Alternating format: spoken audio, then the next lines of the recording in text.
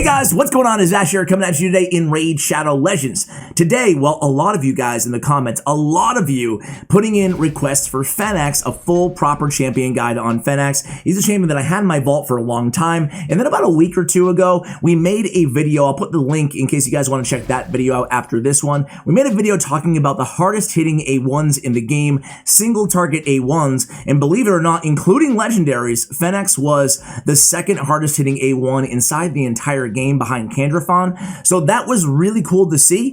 And what makes him even more unique is that he has a block revival on his A1. So a very incredibly hard hitting A1 that places an extra hit if the target has any debuffs with a block revival, which actually is useful because of how hard hitting it is. Really, really cool to see that. On the A2, Stern Partner attacks all enemies, has an 80% chance when booked on a 4-turn cooldown, placing a block buffs debuff for 2 turns, places a block cooldown skills debuff for 1 turn if the skill does not place the block buffs debuff. So a good an AoE ability here to kind of add to his already block revival on the A1. Really cool to see. It's not as hard hitting as you would hope, I guess. You know, I guess that's the only thing I was let down by overall on this champion, but it's hard to even be let down. It's hitting for around 30 to 40k on an AoE, so not too bad in the gear that I have him. And in this video, we are pushing Fenax to his max, so we have good gear on him.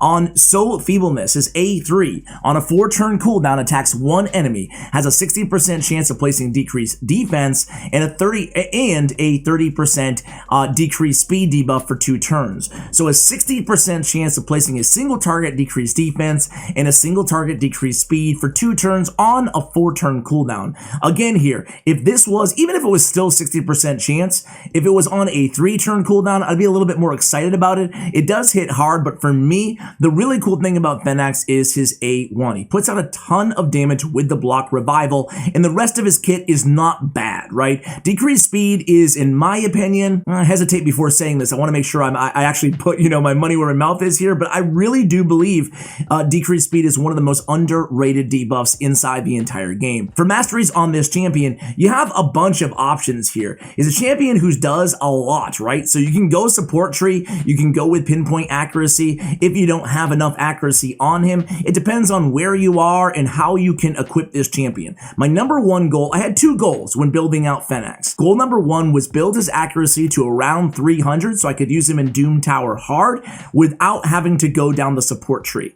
Goal number 2 was to get enough crit rate on substats on the other artifacts so I could go with crit damage on the gauntlets. Those were my big 2 goals. And if I could get enough accuracy as substats to go ahead and put an attack banner on him, well, even better, because again, trying to take advantage of that hard-hitting A1. However, with all that said, nothing wrong with going even down to Eagle Eye if you really need the accuracy and if you're depending on the decreased defense, decreased speed. However, I guess I would say, you know, are you really depending on him to be your decreased defense, decreased speed champion on a 4-turn cooldown on a 2-turn debuff? I probably would advise you not. So I love going defense tree instead with this champion. Go for the Retribution Mastery. 50% chance to counterattack when this champion loses 25% of their max HP from 1 single enemy skill. Gold, right? Gold, because he has the second hardest hitting A1 inside the entire game. So of course, Retribution seems like a no-brainer mastery for this champion.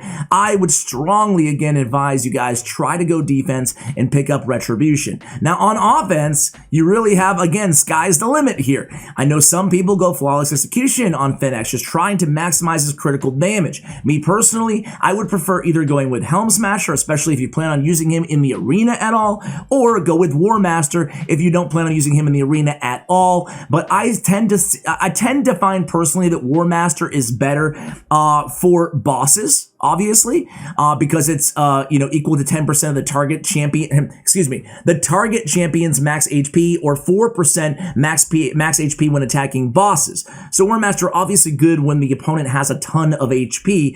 For waves, for dungeon waves, for Doom Tower waves, and for the arena, you're better off in Helm Smasher. So that's what we went with today. However, again, if I was just going to use him as kind of a clan boss champion or just against, you know, just dungeon bosses, or Doom Tower bosses, I guess I would go War Master. So those are our masteries on this champion. In terms of our artifacts here, man, Fenax in lifesteal is really something special, and it allows you the luxury of building him kind of squishy.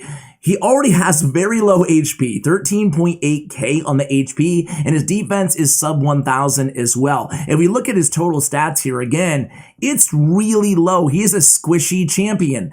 So for me, I'm thinking, you know, even for endgame, I think that people don't utilize lifesteal enough. He's going to be able to keep himself alive, which you guys are going to see throughout the duration of this video because he puts out so much freaking damage, you know? 32k on the HP, 4k on the attack. We could get that attack much higher if we went with other gear, but I was limited towards the lifesteal artifacts that I had available on my account. And I told myself when building him, I'm not going to swap any artifacts. I'm not paying extra silver anymore, Plarium. No more. Is going to upgrade all new artifacts, and that's what I did. So his defense is kind of low, over 2,000, but again, lifesteal's really going to help us out there. His speed's at 180, critical rate 91, couldn't get it to 100, crit damage 215. You really want to get his crit rate to 100, especially with all those single target hard-hitting abilities. And then accuracy, we got it to 305 without having to use an accuracy banner. That was our goal, and we got a nice speed roll on the banner as well. We went crit damage on the amulet, we went attack on the ring, speed on the boots, attack percentage on the chest, and crit damage on the gauntlets. And again here, when we're looking at the substats here, I'm looking for crit rate, I'm looking for some speed as well, and of course accuracy. So those are what I was prioritizing, and I got a couple really lucky rolls, which I was really thrilled about, right? So that is how we have him geared out. If you don't have lifesteal, what artifact sets make sense for him? Well, Savage obviously makes sense, ignoring more defense. You can also go with just, you know, crit damage, crit rate, and attack or offense artifact sets. Those are all well, good and well as well. Good and well as well? Good and well as well. Anyway, let's go ahead and show you. There's about 10 minutes left in the day here. I'm recording this on Sunday evening to show you guys him in actually Faction Wars. So let's start out in the Sacred Order Crypt. I'm going to put him on a super pay-to-win team. And it's a really good one. It's a really good one. Godseeker Anir is going to be our only support really on this team, but I think she'll be able to keep everybody alive. Well, we'll see. Hope for the best. We'll hope for the best. I actually haven't run this team together. I just subbed in Fenax right after I built him onto this team, and we'll see how we do. But Cupidus is definitely going to outdamage Fenax because he is a companion champion with Venus, who's also on the team, and he puts out insane amount of damage. And Abess is on the team as well. So, and Venus, I mean, this team is just God. It's probably my best Faction Wars team. I'm going against stage 21 Faction Wars right now, so you can see him against the red boss. Again, War Master is preferable against the red boss. However, the two minions on Sacred Order 21, hopefully he's going to kill those and block revive. And you can see that damage, man. Block revive, killed two enemies in a row. Boom, boom. Got that extra turn. Very, very nice to see. And now we get to the red boss. Red boss probably going to kill everybody. Let's see what happens here. So let's see. Unfortunately, he's not. Oh, he's barely hanging on there, guys.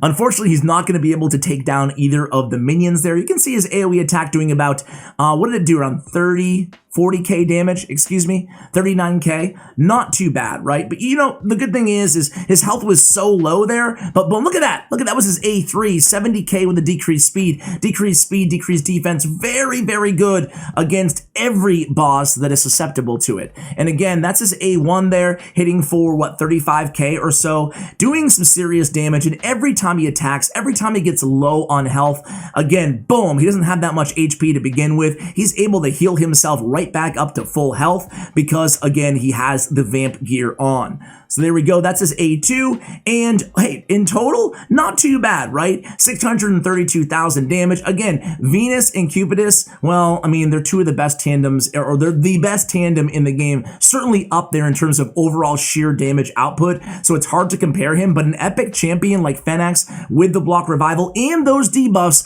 are very underrated. Again, decreased speed. It's really, really cool to see. quickly. So let's go ahead and show you in an obvious area for, actually, you know what? Before we go into Ice Golem and Doom Tower, I do want to show you him in the arena real quickly. So only 8 hours left on the arena. I want a harder team than that. Let's go against kind of a more defensive based team.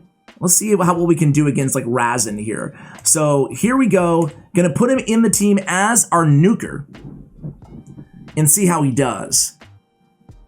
So all I really care about this, in this battle is Fenax. I'm gonna make myself a little bit smaller. That way you can see the fella shine in his big spotlight, right?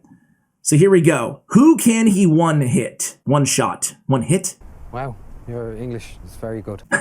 Get in there with the A2. Is he ever going to get a turn? He got hit by the Razin A3, which fully depleted his turn meter, which was not fun. He hasn't even had a chance to go yet, but it's okay. He's still very, very healthy thanks to Necret the Great supporting him. Let's go ahead and pick up Madame Ceres.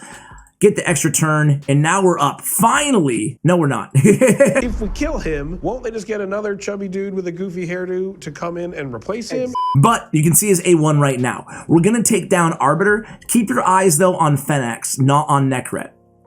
So boom, boom. And, ooh, clinging on to life. Hey, it's important to note as well, guys, that on ally attack, it's actually not doing full damage. So keep that in mind as well. Let's just go with, let's just be smart here. He's up next anyway. And now, the funny thing is they only have one reviver on the team, but we're gonna block revival anyway. Boom. So there it goes, block revive on Arbiter. He's a fun champion to play, because how many champions are using their A1 as their primary in the arena? Can you think of any? You know? I'm going to show you his A2 though. He's going to auto onto it right now. We'll see how much damage that can do inside the arena. Okay, so again, I saw 28 and 45k on Stag Knight and on the Skull Crown, respectively. So not bad at all. Let's go ahead and do one more fight because he's really, really fun. I'm not sitting here telling you that he's an OP arena champion that is a must-have on every team. He's just a fun kind of change, especially if you're going against a team that has a couple revivers, right? And you don't have like godlike champions like Foley or Bloodgorge or whoever. Again, he's going to go in with his A1 here. Let's take down, it doesn't matter if we attack into Cardinal because my bad going against the weak affinity, but we still kill him. Did we get did we get block revive there, or did he not put the killing shot there? I don't know. But we don't have to worry about the attacking the reviver first because we're going to block revive. Look at that. 75, 85k on his A1 with the block revive. That's really cool. So we're going after the reviver last, just so we can see the block, right? So there we go. Oh, she goes with Mending Touch, eh? All right, let's go after Ceres. Boom, boom, boom. Okay. Let's put it on whatever. Just gonna, he went with the A2 again. I should have kept it off auto and just went with the A1 and tried to one-shot somebody again. And we don't even have, we didn't even have an increased attack on that one. So there we go. He didn't get the last shot in though, the death blow, if you will. So that was not a revival block. But let's go ahead and finish this one. That's his A3. I wanted to go in again with the A1. A1, I want to say hits harder than the A3 anyway. So, you know, unless you need those debuffs on the A3, I would just keep going with the A1. So let's go ahead and do one more team here. This seems to be a pretty formidable challenge for us. Let's see how we do. All right, so they're double shielded. Kinda. All right. So, we only have one choice here. Boom! Block revive, Duchess down. Duchess down. Wow. And that was convincing, right? That was, and there we go. I mean, we don't have to worry again about Arbiter picking up Duchess, right? I mean, no worries. So now we can go into, again, places an extra hit if the target has any debuffs. So we could definitely kill Rotos right now, but you know, what sense is there? Let's try to kill Arbiter. Oh, we can't. We can't. Okay, so he blocks revive. It doesn't matter. It doesn't matter if Arbiter goes next, you know? It's so nice not to have to worry about that. And now I'm going to use his A1 again because it's just so fun to see. And then we'll use him somewhere else. Do any of you guys have Fenax Max? Do any of you guys use him? Let me know. And, you know, if you don't use him, then thank you for watching my video when, I should have attacked Krisk there actually because he has a debuff. But thank you for watching my video on a champion you don't have. I kind of tend to like guides on champions that I don't have better than champions that I do when I'm watching other content because it kind of, you know, gives me an idea. Because when you have a champion, you have them maxed and you've used them for a while, oftentimes for me, it's just like, okay, I kind of know what I'm doing with this guy, you know, or gal. Anyway. Here we go. So I appreciate you guys. Again, the A1 there, 67k on one hit. Didn't even get to get into his second hit with the block revive. Okay, having a lot of fun with him in the arena, but let's move on here and show you in some obvious areas they can help out a lot in. So Ice Golem, and we're going to see him in Doom Tower. He's amazing. His value really went up because of Doom Tower, which I will show you guys right as soon as this fight is over. Again, that was his A2. It did around, again, 30, 40k damage. Just keep in mind that, I mean, we just saw Dark Elhain put up, what, 90k damage on an AoE attack? So again, it is not, I'm not going to sit here and tell you guys that it's the hardest hitting AoE in the game. It's not. Just as A1 is close to, right? So what I think we can do, and the beautiful thing is, look at this, reflect. I was going to say we'll cut here and come back at the boss, but this is perfect because we have that reflect damage up. This is a little bit more of an accessible team, by the way, as well.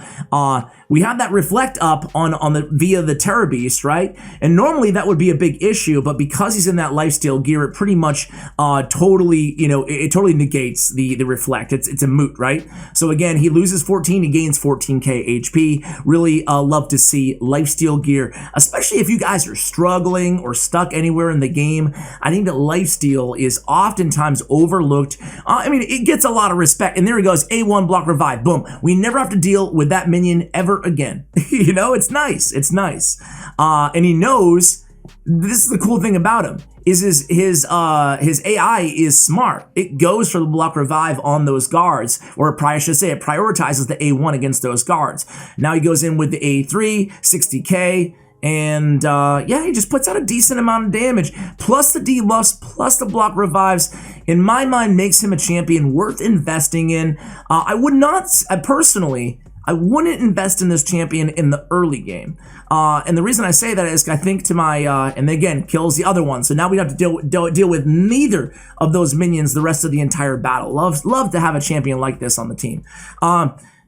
With all that said, though, personally, on my free-to-play account, if I pulled Fenax, of course I would keep him, I would put him in the vault, but I would not rush to build him right away. For me, he's a champion that you're investing in kind of in the mid-game to the end game, right? When you reach those kind of roadblock.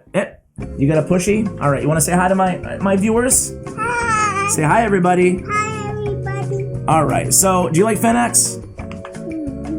This guy, do you like him? He's pretty good, right? He's pretty good. All right, have your pushy and go in your bedroom, and that'll be right there, okay? All right, sorry, guys. I guess I could read you. Nah, you guys don't care. You want to say hi to Charlie. It's cool. So there we go. Fenax, 1.2 million damage. I mean, that is really respectable, right? Right next to Dark Elhain, who's one of the better damage dealers in Fire Knight, in Ice Golem inside the entire game, because she's always proccing that Death's Majesty off of the freeze. That's really impressive there, guys. Really impressive with the decreased speed and everything like that as well. You can use this dude in Spider, but I really want to show you Doom Tower. All right, guys, so Doom Tower, Scarab King, he's very, very good. A lot of people in my clan using Fenax, as you guys can see. Okay, I could have sworn there was more. Okay, there's a few players in my clan who use Fenax against Scarab King. What I need to do, though, guys, is put him in Destroy Gear, so I'm going to go ahead and do that right now, and I will be right back. All right, guys, so we have him in Destroy Gear now. His crit rate's a little low. I think it's at 70%, but it's all the gear I had on Scrapper. I just switched it on over. So let's see how he does against the Scarab King himself. Charlie, I'm recording. 1 sec, okay, Baba? Just sit on your potty and be quiet until I'm done, okay? Alright guys, here we are in Scarab King. We have him in Destroy Gear. We have Stag Knight, Vergis, Draconis, and Syl of the Drakes on this team. And again, Fenax is really our only damage dealer here. He's the only champion on the team in Destroy, and you guys can see how much that's going to add up. And the beautiful thing to try too is put him with a counterattack champion. You're not seeing it on this team, obviously, but if you do have a Skull Crusher, I didn't want to put him on because I know that I guess the majority of people watching probably do not have a counterattack. But again, that's where even to our earlier point, having the going defense tree mastery to get that retribution is going to come in handy. So again, we're already dealing a serious amount of damage here, guys. And it hasn't even been that long, right? This is the highest Scarab King on normal difficulty Doom Tower right now. I think it's stage 100, I believe, just to give you guys an idea. With this team, I wouldn't be able to destroy Scarab King on hard. I would need to have a champion like Valkyrie. Basically, I would have to have a big upgrade on Draconis on this team. The rest of the team is totally fine. I just I didn't want to use a, Valkyrie on the team. I think that people would have a problem with that. However, Valkyrie is an insane combination because of the counterattack and the shield for Fenax here. And you can see, took him a short amount of time. I guess the question is, though, is he better than Armiger on the Scarab King? I would actually argue he is, especially because of the debuffs. However, I wouldn't say it's, I would build him, especially if you're not spending money on the game. I don't know if I would build him if you already have an Armiger built, because is it that, huge of an upgrade that justifies building him only for Scarab King? This is the first time I've seen, by the way, the times. You guys will see this a little bit after because I'm recording it the day before. But really cool how you can see the times now. I actually really, really like the turns, being added to the Scarab King. All right, guys. Well, that's going to go ahead and do it for this video. I hope that you were impressed with this champion because I think he has a lot of potential. A really cool and unique single target damage dealers, which, let's face it, can be redundant at times. Thank you so much for watching. If you enjoy the content here on the channel, I invite you to subscribe, turn on your bell notifications, and leave me a comment if you have any future champion requests. Thank you for watching, and as always, take care, guys.